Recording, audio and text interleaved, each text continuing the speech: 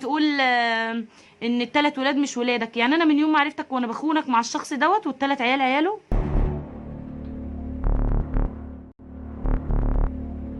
Peace be upon you, and welcome to a new episode. And this isn't just any video. This is a story that will leave you shocked at how a person's life can turn from a beautiful dream into a terrifying nightmare in an instant. Imagine with me a young Egyptian man named Mohammed Hadi, a man full of life, living in the area of Shubra el-Khaima, a working-class neighborhood full of kind-hearted people. He dreamed of building a home, a family, and a secure future.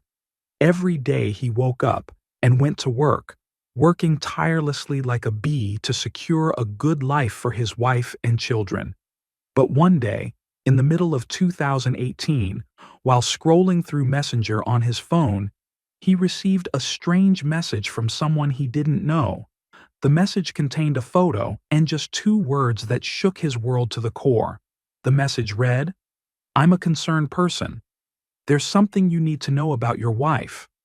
The photo was of his wife, but the man with her in the photo wasn't him, it was someone else. And in the same message, there was also a photo of his eldest daughter, the one he adored. But when he saw the photo, he felt like his entire world was collapsing. Who was that man? And what truth was about to break Mohammed Hadi's heart? Get ready, because this story is full of betrayal, lies, and a courtroom drama that will keep you glued to the screen. Stay with me. We'll tell the story from the very beginning to the very end, and uncover together how this betrayal was planned and carried out. And before we begin, don't forget to like and share this episode so it can reach as many people as possible. And if you're a fan of Indian stories, make sure to subscribe to the other channel to stay updated with every new story. We've left the link in the description box. Now, without further delay, let's dive deep into the heart of our story. انا اسمي تغريد السيد محمد.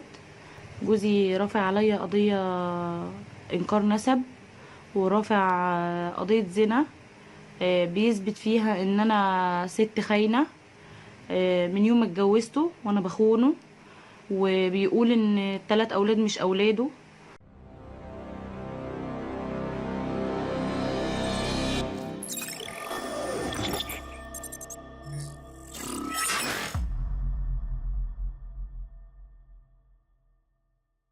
In 2007, Mohammed Hadi was a young man in his early 20s, living in the Bahtim area of Shubra el-Khaima, a working-class neighborhood in Cairo.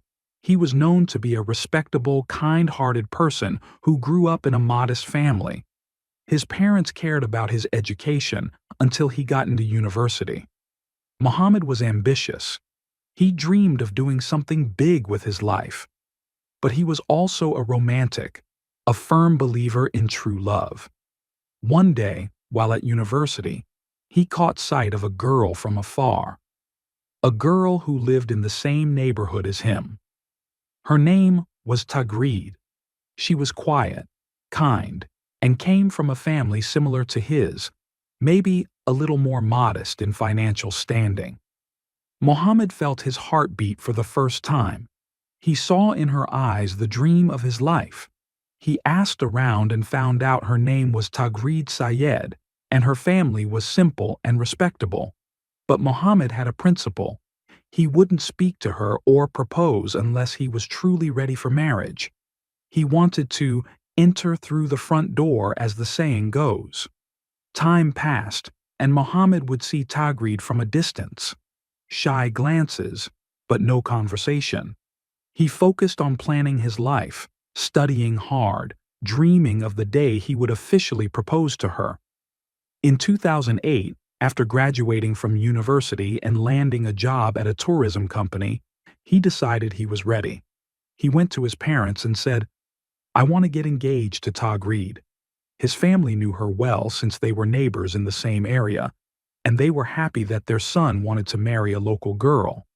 They went with him to Taghreed's family home and formally asked for her hand in marriage.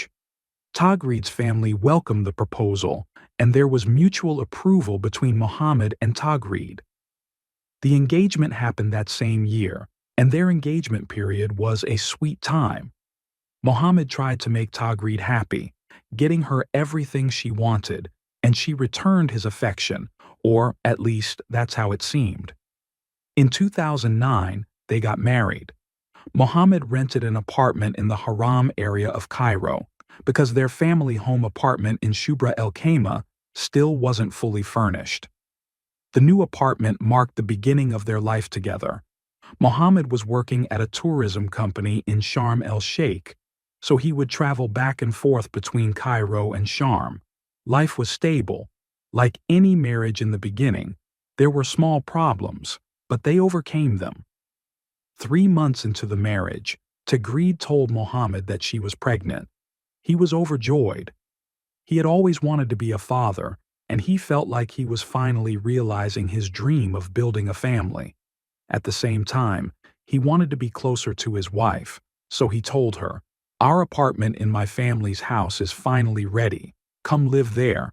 I'll feel better knowing you're safe and surrounded by my family." Taghreed initially refused, saying she didn't want to live in a family home, but Mohammed insisted and said, "It doesn't make sense to leave our own apartment and continue living in a rented one."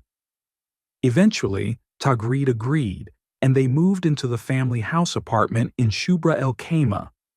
In 2010, Taghreed gave birth to their first daughter, Salma. Mohammed was overjoyed. He adored Salma from the very first moment. He said his soul was deeply connected to her. He loved playing with her, holding her in his arms and dreaming about her future. But the economic situation in Egypt wasn't easy, especially after the January 2011 revolution.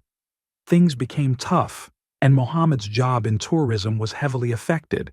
His salary dropped significantly. Tensions began to arise between him and Taghreed over financial matters, as the responsibilities were becoming overwhelming.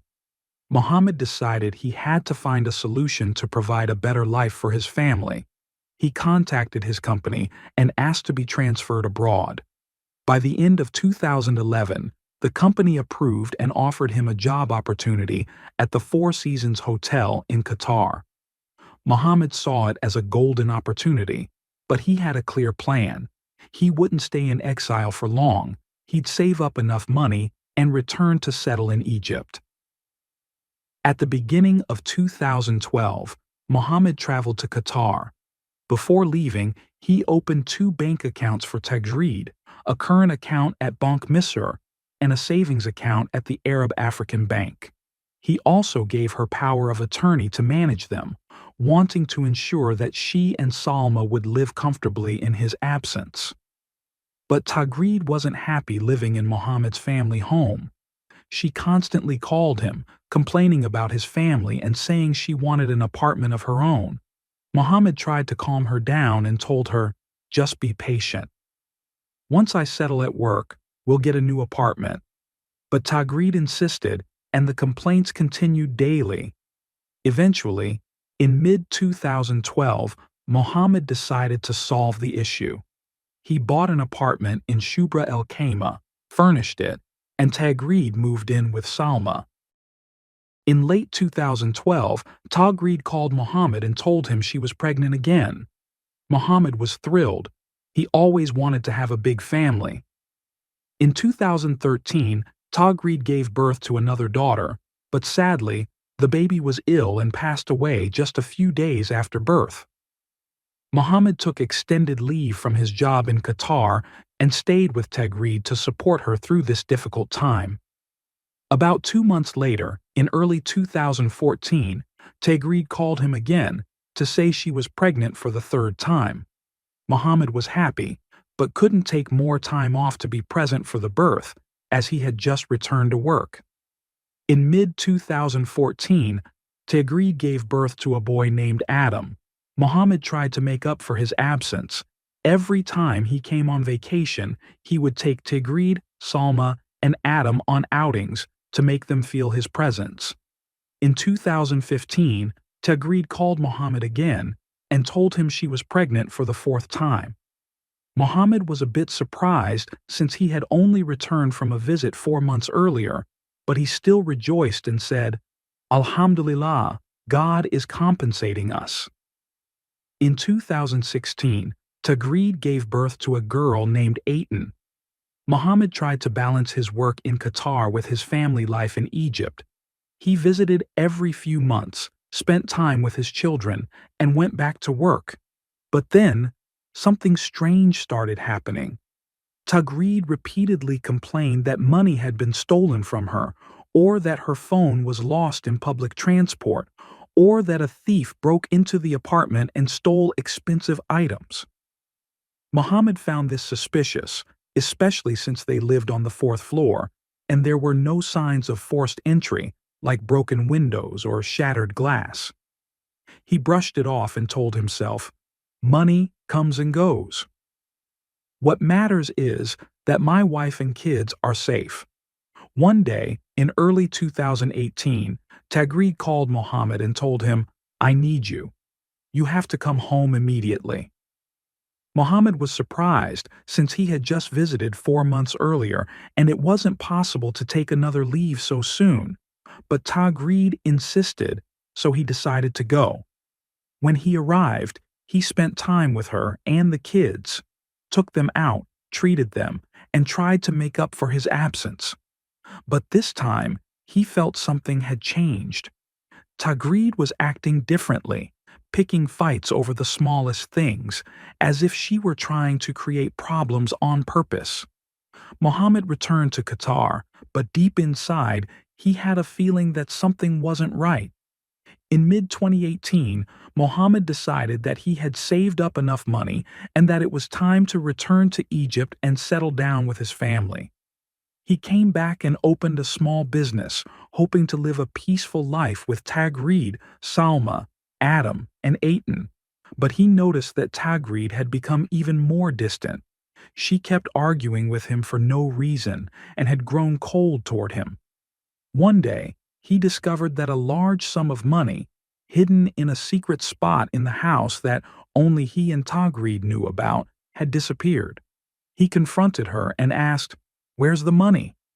Taghreed replied, "I don't know. Maybe it was stolen." Mohammed was confused and said, "How could a thief break in and only take the money? The house is full of phones, TVs, and electronics." Taghreed got upset, accused him of calling her a thief, packed her things, and left for her parents' house. At that moment, Mohammed started to feel that Taghreed was hiding something big. One night in June 2018, he prayed and asked God, "O Lord, if Taghreed is hiding something from me, please reveal it." Exactly 4 days later, while browsing Messenger, he received a message from an unknown sender. The message included a photo of Taghreed standing with a man named Abdel Monaim. The sender wrote, "I'm a concerned friend.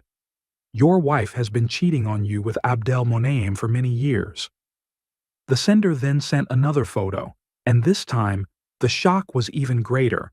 It was a picture of his daughter Salma, the one he deeply loved, standing next to Abdel Monaim, and she looked just like him. Mohammed felt like his world was spinning. His heart was breaking. But he decided not to confront Taghreed right away. Instead, he called her father and asked, "Is Taghreed at your place?" Her father replied, "No, she hasn't come here since she left with you." Mohammed was puzzled because Taghreed had told him she was staying at her family's house. So he called his eldest daughter Salma and asked, "Where are you all right now?" Salma replied, "We're at one of Mom's friends' houses." Then the call was suddenly cut off. 5 minutes later, Salma called back and repeated, "We're at a friend of Mom's." Mohammed felt something was wrong. He decided to call Taghreed and confronted her, asking, "Where are you? Why did you lie and say you were at your parents' house?" Taghreed got angry and hung up on him. Mohammed couldn't wait any longer. He went to a lawyer friend named Hamdi and told him everything. Hamdi said, "We need to do DNA tests for the kids to confirm whether they're really yours." Mohammed agreed but said, "I'm sure Salma is my daughter. Taghreed got pregnant with her right after our marriage. I'll do the test only for Adam and Aiton." He went to Taghreed, took Adam and Aiton under the pretense of buying them clothes, and took them to a major testing lab. In July 2018, the results came back, and they confirmed that Adam and Aiton were not his children. Mohammed was in disbelief. He felt the ground collapse beneath his feet. He went back to Hamdi and said, "I want to get justice through the law." In August 2018, Mohammed filed a case of adultery against Taghreed and Abdel Monaim at the Shubra El Khaima Second Police Station. He submitted evidence such as the screenshot of the messenger message and a statement confirming that he had caught Taghreed lying about her whereabouts. The prosecution summoned Taghreed, but at first she refused to attend the hearings. The prosecution forced her to sign a pledge agreeing to appear, and that's when the case took a new turn. Taghreed hired a lawyer and denied all the accusations. She claimed that Mohammed was trying to escape his responsibilities and that he wanted to leave her to marry another woman. Mohammed responded saying, "If I wanted to move on with my life, I wouldn't have made a scandal or ruined the reputation of the children." In September 2018, the court ordered new DNA tests for all 3 children under official supervision. Taghreed was confident that Salma was Mohammed's daughter and believed this would strengthen her position. Mohammed, despite being sure Salma was his, agreed to test all 3 children. In November 2018, the forensic report came back, and it was a massive shock. Salma was not his daughter either. The report confirmed that the genetic fingerprints of all 3 children matched Taghreed, but not Mohammed. Mohammed was devastated. He said, "I had planned that if Adam and Aiton weren't mine, I'd still raise them with Salma because I love her like my soul, but now I've found out even Salma isn't my daughter." Hamdi Baha Eldin, the lawyer, didn't stop there. He went to the landlord of the building where they lived and asked about Abdel Monaim. The landlord said, "Yes, that man used to come by frequently, sometimes even stayed for a night or two. When I asked him who he was, he told me he was Taghreed's brother, checking in on her because Mohammed was abroad." Hamdi also discovered that Abdel Monaim's wife, whose name is not mentioned in any sources, had filed a complaint against Taghreed back in 2014, accusing her of stealing from her out of jealousy over her relationship with her husband. In January 2019, the police arrested Abdel Monaim, who had been in hiding for some time. During the investigations, Abdel Monaim admitted to being in a relationship with Taghreed since the beginning of her marriage to Mohammed, but he refused to undergo a DNA test to confirm the children's paternity, taking advantage of the fact that the law does not compel anyone to take a DNA test. Hamdi uncovered another major piece of evidence. Taghreed and Abdel Monaim had been renting an apartment together in a different building and claimed to be a married couple. The landlord confirmed he had rented the unit to them under the impression they were husband and wife, and even presented a customary marriage contract, urfi, between Taghreed and Abdel Monaim.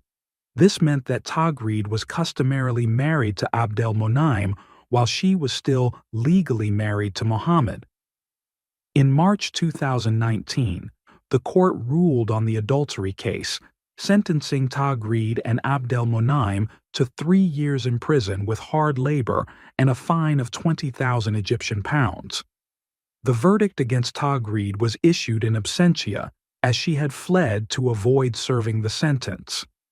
In April 2019, Taghreed appeared in a Facebook live stream saying, "These kids are Mohammed's, and he knows it.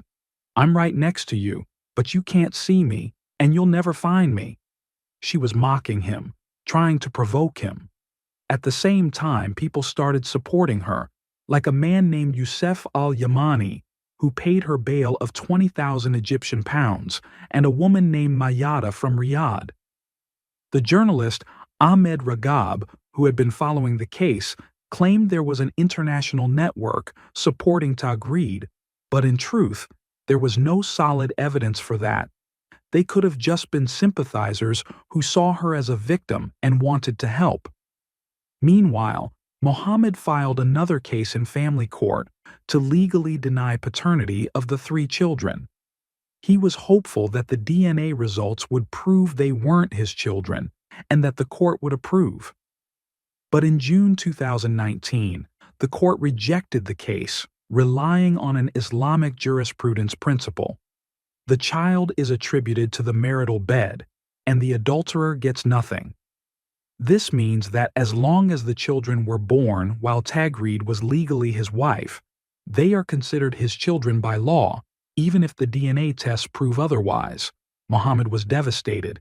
He filed an appeal in August 2019, supported by a fatwa from Sheikh Ibrahim Mohammed Reda from Al-Azhar, stating that DNA testing is a strong scientific proof and could be used to disprove paternity in cases of proven infidelity. But in November 2019, the court upheld the original ruling and ordered Mohammed to continue paying for the children's expenses and education, and even ruled that they were entitled to inherit from him. In March 2021, Mohammed filed a new appeal in the paternity case, and a hearing was scheduled for March 29, 2021.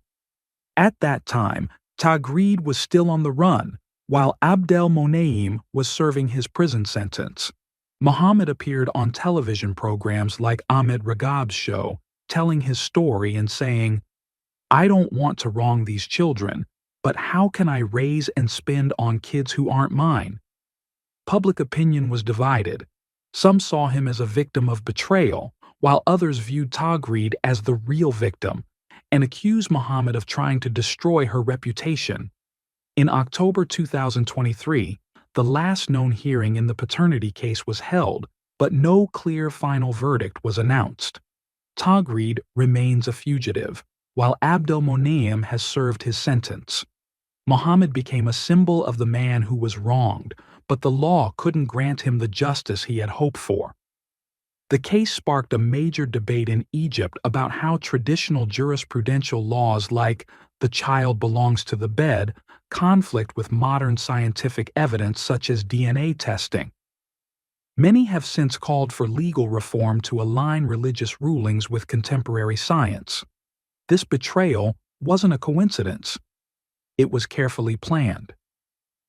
Taghreed took advantage of Mohammed's long absence in Qatar and used the freedom he gave her, both financially and socially, to act without being questioned.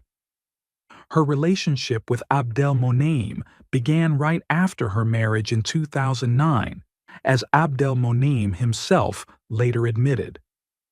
They rented an apartment in a distant building and signed a customary marriage contract to appear as if they were legally married. Taghreed used to lie to Mohammed, telling him she was going to her family's house or visiting a friend when in fact she was meeting up with Abdel Monaim. She also stole money from the bank accounts Mohammed had opened for her and claimed the money was stolen or lost to cover her actions. The plan was to have children with Abdel Monaim and attribute them to Mohammed, so he would be responsible for raising and supporting them. The strongest proof was that Salma, Adam, and Aitan all turned out not to be Mohammed's children, and Salma's DNA matched Abdel Monaim, proving that the relationship had continued from the very beginning of the marriage.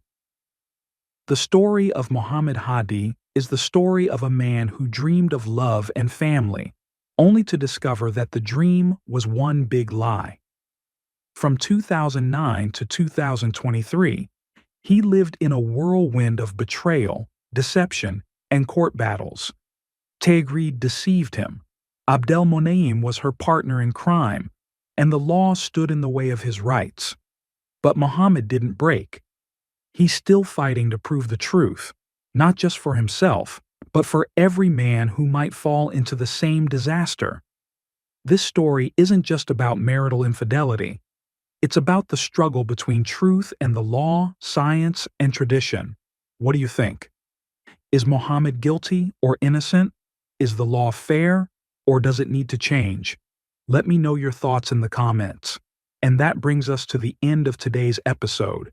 If it's your first time on the channel, don't forget to subscribe and hit the bell so you don't miss any new stories. Stay tuned for the next episode. Goodbye.